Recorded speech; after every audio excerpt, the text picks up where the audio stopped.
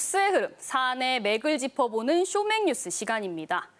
요즘 외출할 때 잊어서는 안 될 필수품, 바로 마스크죠.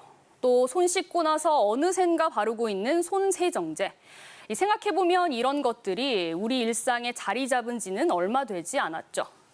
코로나19로 이런 작은 소지품부터 더 큰 것까지 우리 일상은 조금씩 바뀌고 있는데요. 특히 교육계에서 변화가 눈에 띕니다. 교육부가 지난해 9월 중3과 고2를 대상으로 국가 수준 학업 성취도를 평가한 결과 지난해 학생들의 기초학력 수준이 코로나 유행 이전보다 낮아진 것으로 나타났습니다.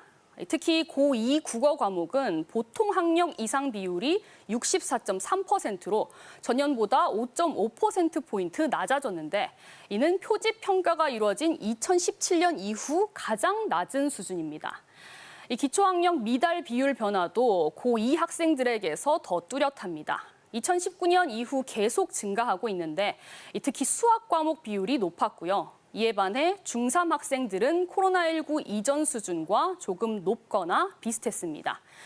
교육부는 비대면 수업과 제한된 활동의 여파가 학습 결손으로 이어졌고 특히 수학은 결손이 누적돼 중고등학생이 되면서 포기하는 경향이 나타난 것으로 분석했습니다.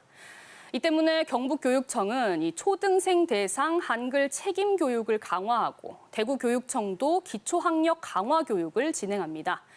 교육부도 모든 지역 교육청에 학습 종합 클리닉 센터를 설치하고 전문 인력을 활용해 지원을 확대할 계획입니다. 코로나19는 교육 현장뿐만 아니라 우리의 식습관도 바꿔놨는데요. 결론부터 말씀드리자면 끼니를 거르거나 혼밥 쪽이 크게 늘었습니다.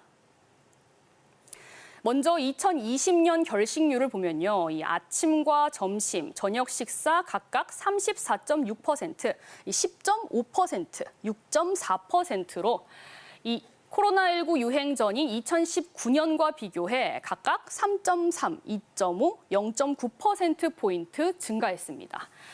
혼자서 밥 먹는 이른바 혼밥 쪽도 아침, 점심, 저녁 조금씩 각각 다 늘었는데요. 질병관리청은 결식률과 혼밥 쪽 증가가 코로나19로 등교와 출근이 제한되면서 불규칙한 식사가 잦아진 것 때문으로 분석했습니다.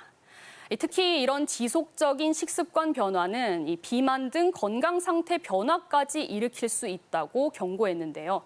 식습관 변화에 대한 건강 상태 모니터링과 적절한 영양 관리 대책이 필요해 보입니다.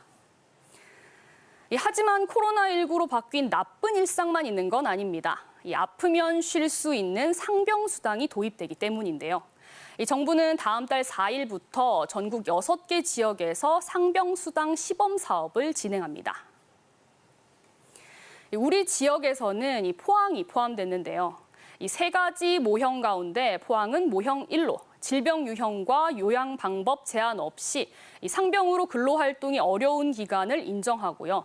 대기 기간은 7일로 8일 이상 근로가 어려울 때 1년 이내에 최대 90일까지 최저임금의 60%, 하루 4만 4천 원 정도를 받을 수 있습니다. 정부는 단계적 시범 사업을 통해 우리나라 여건에 맞는 상병수당 제도를 마련하겠다고 밝혔는데요.